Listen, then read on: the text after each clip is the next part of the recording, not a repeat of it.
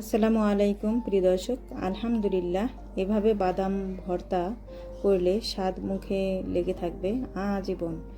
গরম ভাতের সাথে এই স্পেশাল বাদাম ভর্তা থাকলে আর কিছুই লাগবে না।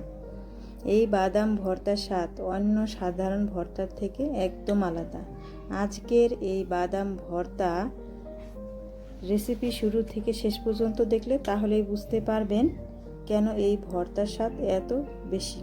তাহলে রেসিপিটা শুরু করা যাক।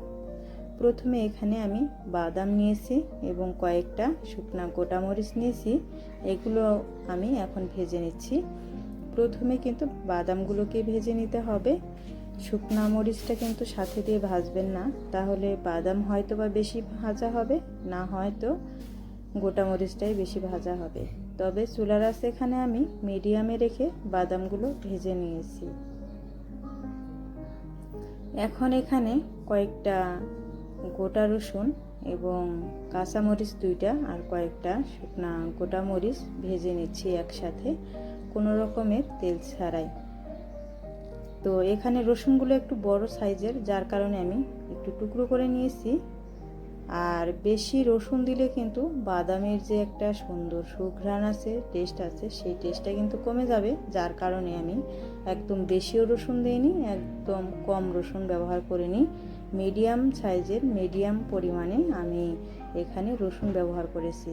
এরপর এই রসুনগুলো ভাজা হয়ে গেলে আমি চলে আসলাম ভর্তাটা তৈরি করার জন্য।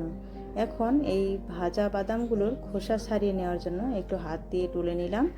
কিছুটা খোসা উঠে গেছে আর কিছুটা খোসা রয়ে গেছে। এখন এগুলোকে আমি পাটায় বেটে নিচ্ছি। প্রথমে আমি বাদামগুলো বেটে নিচ্ছি। অনেকেই কিন্তু এই বাদাম বাটতে একটু সময় লাগে, যার কারণে আপনারা কি করবেন, অল্প অল্প করে বাদাম নিয়ে তারপর বেটে নেবেন, তাহলে কিন্তু বাদাম বাটা ভালো হবে। প্রথমে এখানে বাদামগুলো বেটে নিতে হবে, তারপর শুকনা ভাজা মরিচটা বেটে নিতে হবে, এরপর রসুন এবং কাঁচা মরিচটা বেটে নিতে হবে। তো বাদাম কিন্তু মিহি করে বেটে নেওয়া হয়ে গেছে। এখন শুকনা ভাজা মরিচটা, রসুন এবং ভাজা কাঁচা মরিচটা নিয়ে নিলাম। তো এই তিনটে উপকরণের মধ্যে আমি শুকনা ভাজা মরিচটা আগে বেটে নিচ্ছি, কারণ শুকনা ভাজা মরিচের বিচি কিন্তু রসুনের সাথে একসাথে হয়ে গেলে তখন কিন্তু বাটতে কষ্ট হবে। যার কারণে এখানে প্রথমে শুকনা ভাজা মরিচটাই বেটে নেওয়া ভালো। এরপর আমি রসুন এবং কাঁচা মরিচ বেটে নিলাম। এখন সবগুলো উপকরণ মিশিয়ে নিব। আপনারা হয়তোবা ভাবছেন যে ব্লেন্ডারে সহজ হবে, তবে ব্লেন্ডারের স্বাদ, এই বাদাম ভর্তার স্বাদ এবং পাটায় বেটে নেওয়া বাদাম ভর্তার স্বাদ কিন্তু ভিন্ন রকম। আপনারা একবার ট্রাই করে দেখবেন। এখন নিয়ে নিচ্ছি পরিমাণ মতো স্বাদ মতো লবণ আর সরিষার তেল। ভর্তা তৈরি করার শেষে সরিষার তেল অ্যাড করলে ভর্তার টেস্ট দ্বিগুণ পরিমাণে বেড়ে যায়।